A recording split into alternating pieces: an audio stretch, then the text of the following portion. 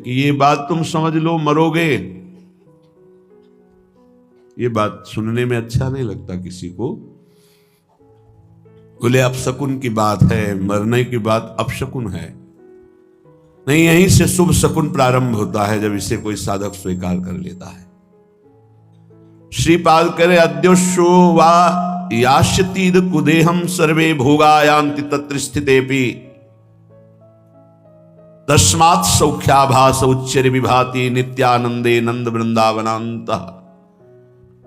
हे सख्य मित्र, मेरी बात मान लो, आज नहीं तो कल मरोगे। ये महापुरुष जन ही याद दिलाते हैं। इसी याद में भगवान की याद समा जाती है कि जब मरना है तो ठीक से चलें, जितने दिन जिए अच्छे आचरण करें, प्रियालाल के नाम जप का निरंतर अभ्यास करें, क्योंकि यही नाम रूपी धन हमारे साथ जाएगा। अद्य सुवा यस्यातीदम कुदेहम, ये देह आज नहीं तो कल छूट जाएगी, जिसको तुम बहुत अभिमान से अपना मानते हो। अपना ही नहीं मानते, मैं मानते हो कि मैं जवान, मैं बलवान, मैं रूपवान, मैं गुणवान। कितने दिन के लिए? ब्रह्मा जी की आयु में करोड़ों बार अपने लोग जन्मते मरते एक दिन में। उनकी दिव्य 100 वर्ष की आयु, एक दिन में करोड़ों बार हम मरते हैं, करोड़ों बार जन्मते हैं जब तक भगवत प्राप्ति नहीं होती, एक दिन में उनके। और अधिक ही हो सकता है, कम नहीं। ऐसे चंद मिनट समझो, शरीर की आयु के 50-55 वर्ष गए, ऐसा लगता है तो कल की बात है, अभी कल घर से निकले थे, ऐसा लगता है 50-55 वर्ष निकल गए। कितनी बड़ी आयु निकल गई, पता नहीं चला। अब कितने सेकंड मिनट है इसका भी पता नहीं। जैसे आप अंजुली में पानी कस के कितना भी बांध लो, वो एक समय आएगा कि खत्म हो जाएगा। कितना भी बांधे रहो, वो एक एक बूंद तुम रोक नहीं सकते, वो निकल करके चला जाएगा। जो भगवत प्राप्त महात्मा हैं वही हमको संबोधन ऐसा कर सकते हैं, नहीं तो प्रायः अपनी स्वार्थ बुद्धि रखकर उपदेश देने से किसी भी जीव के हृदय में संसार से उदासीनता पैदा नहीं होती। और बिना संसार से उदास हुए कोई सच्चिदानंद भगवान का नाम जप या भगवत प्राप्ति की चाह कर ही नहीं सकता। भोगेश्वरी प्रसक्ता नाम तया प्रहृत चेतसाम व्यवसायत्मिका बुद्धि समाधून विधीयते। ये व्यभिचारिणी बुद्धि कभी जनेन्द्री को लेकर, कभी रसेंद्री को लेकर, कभी ये गंदी वृत्ति वाली भोगों में सुख निश्चय कराकर पूरा जीवन व्यतीत होता जाता है और नष्ट हो जाता है। इसका भोगों में और ऐश्वर्य में महत्व बुद्धि है, चित्त अपहरण कर लिया गया है, वो कभी भगवत प्राप्ति का निश्चय ही नहीं कर पाता। इस मार्ग में उपासक को पहले स्वीकार करना होगा कि मुझे मरना है, आज नहीं तो कल। कौन स्वीकार करता है? जानते सब हैं। गांव में जब किसी का शव ले जाते हैं तो घाट में बैठकर उसके परिवार वालों को समझाते हैं, रो मत भाई, सबको जाना है, आज ये गया कल और जाएंगे, सबको मरना है, रो मत। रोना ठीक नहीं। कितना बढ़िया ज्ञान उसको। फिर वही, क्या वो सोच पाता है कि मेरे को भी जाना है? तो जो रास्ते में बोलते चले आए कि राम नाम सत्य है, गोविंद नाम सत्य है, गोपाल नाम सत्य है, तो हम उस सत्य को निरंतर रटें? पर नहीं, वो केवल एक व्यवहार मात्र होता है। संत जन कह रहे हैं, भाई रे तेरी अवधि बीती जाए। हर समय स्वस्थ नहीं रहोगे। अभी एक रास्ते में दर्शन हुआ, उनको लीवर में कैंसर है, खड़े नहीं हो पाए, लोग पकड़े हुए थे, अश्रु, विषाद, घोर दुख। अब क्या होगा? अब क्या होगा? क्या साधन बनेगा? चलो, बुलाया वृंदावन ने, 2-4 बार सामने खड़े होकर राधा बोलो, राधा राधा, ये उनका कल्याण का काम हो गया। चिता लग चुकी हो और वहां नाम कीर्तन करके अगर किसी संत महात्मा की दृष्टि पहुंच जाए तो उस जीव का कल्याण हो जाएगा, जिसकी चिता अगर कहीं महात्मा बैठकर भजन किया है और वहां कोई थोड़ी देर भी बैठ गया है, उसके निष्पाप की स्थिति आ जाएगी, पाप नष्ट हो जाएंगे। बड़ा महिमा प्रताप है। तुम गर्व में भूल रहे हो कि तुम्हारा शरीर स्वस्थ है, तुम जो चाहो भोग सकते हो, जो चाहो कर सकते हो। भूलो मत, तुम्हारी प्रतिपल आयु कम हो रही है। भाई रे तेरी अवधि बीती जाए, अंजुलि जल घटत जैसे, तारे ज्यों प्रभात, श्वास पूंजी गांठ तेरी सो घटत दिन रात। भाई रे तेरी अवधि बीती जात। ए भाई मेरी बात मान लो, तुम्हारी आयु जा रही है। अंजुलि में जैसे जल कितना भी पकड़ो खत्म ही हो जाएगा। जैसे प्रभात काल में तारे तेजहीन हो जाते हैं, ऐसे ही तुम्हारी आयु, तुम्हारी कीर्ति, तुम्हारी संपत्ति, तुम्हारे परिवार, कोई तुम्हारा साथ नहीं देगा। सब छूटेगा, सब एक साथ एक झटके में सब खत्म हो जाए। तुम केवल अकेले जो पाप पुण्य किए बस वो तुम्हारे साथ, ये दोनों पाप पुण्य बांधने वाले हैं। एक केवल नाम ऐसा है जो आपका परम कल्याण। नाम रूपी धन लेके जाओगे तो ब्रह्मा भी नमस्कार करेंगे। न्यायाधीश धर्मराज के दरबार में तुम्हारे न्याय की जरूरत नहीं पड़ेगी। नाम जापक को धर्मराज के पास जाना नहीं होता, उसका न्याय स्वयं श्री हरि के दरबार में होता है। वो चाहे 10-20 बार ही नाम क्यों न लिया हो, ध्यान रखना। यदि 10-20 बार नाम सुरक्षित रख सके, वैष्णव अपराध न करे, निंदा न करे, तो वो 10-20 बार का नाम ही उसका परम कल्याण कर देगा। तुम्हारी गांठ की अमृतमयी पूंजी नष्ट हो रही। श्वास बहुत खतरा है। ये श्वास जो बहुत आराम से ले रहे हो, एक दिन ऐसा आएगा ये श्वास नहीं ले पाओगे। जो आंख से देख नहीं पाते उनसे पूछो, उनको लगता है आंख वाले कितने सौभाग्यशाली हैं, सब देख पाते हैं।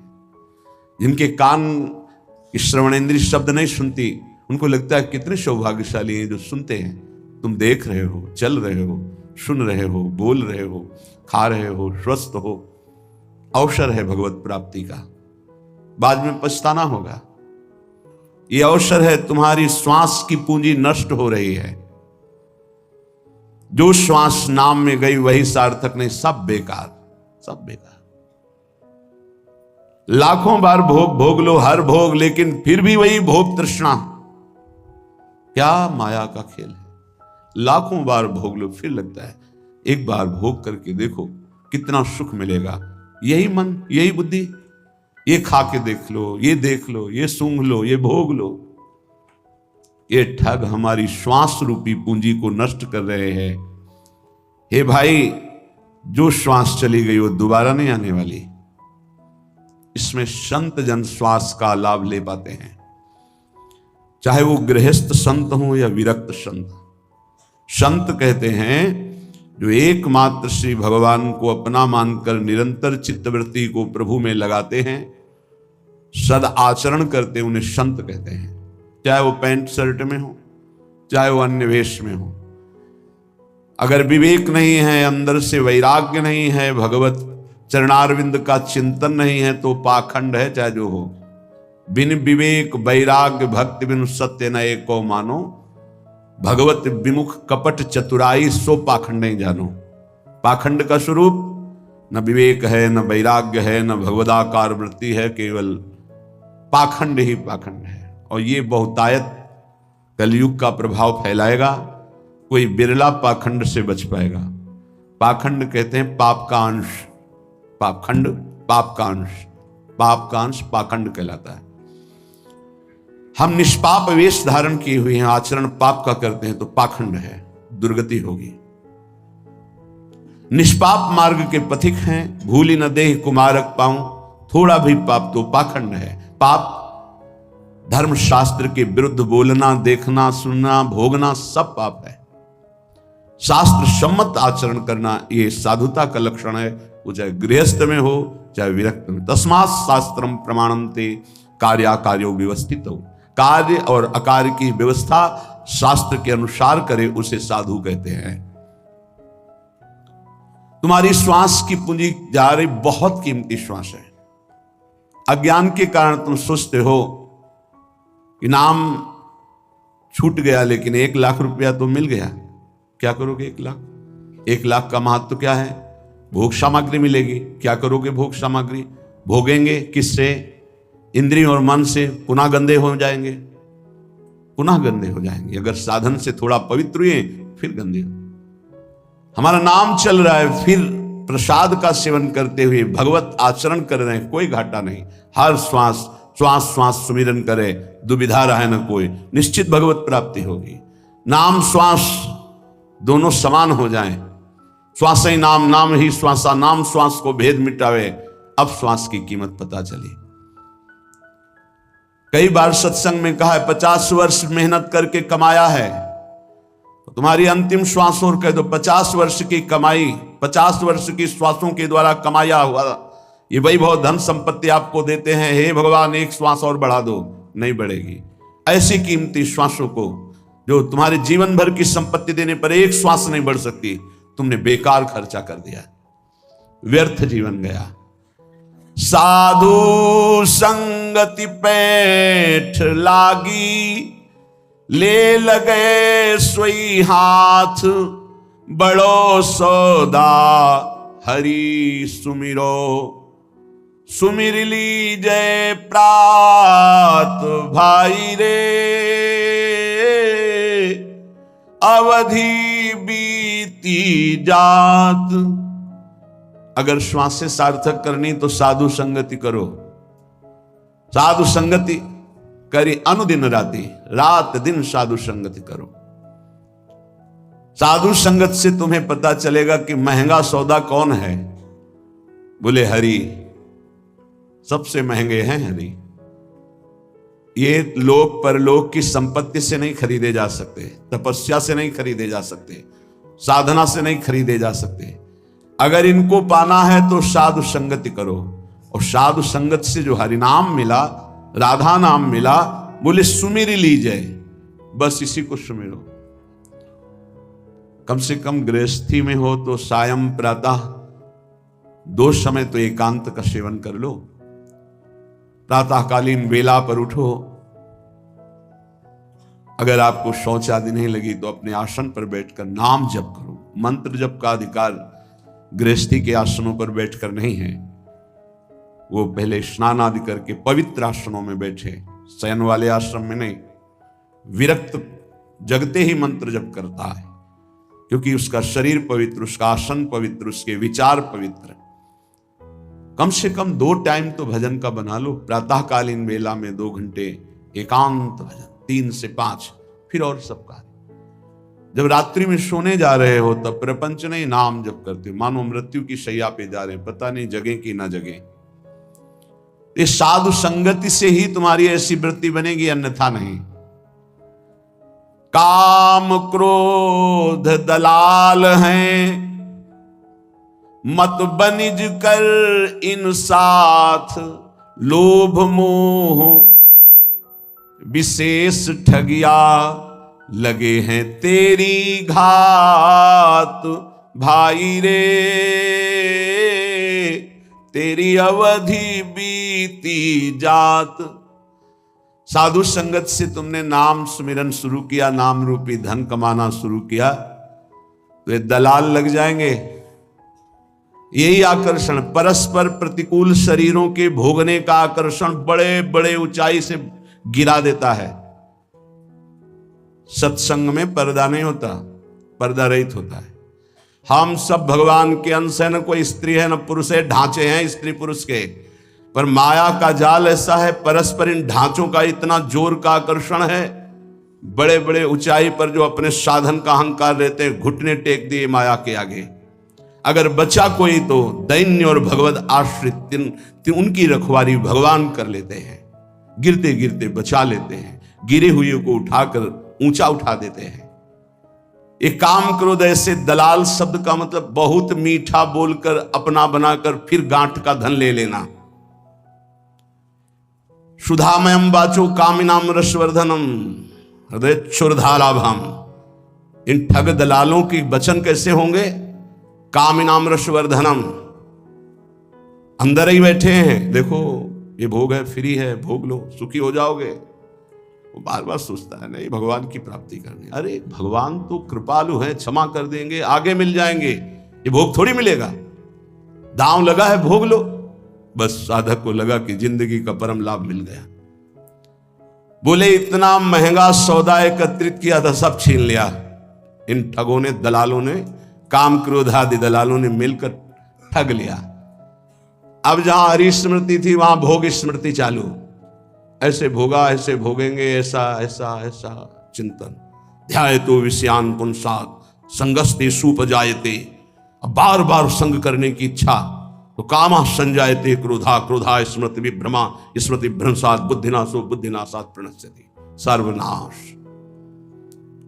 ये लोभ मोह बड़े ही ठगिया हैं, ठग हैं।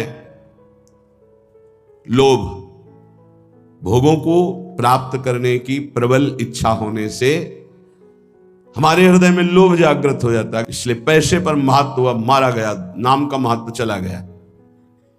मोह बहुत ही प्रचंड है ये मोह।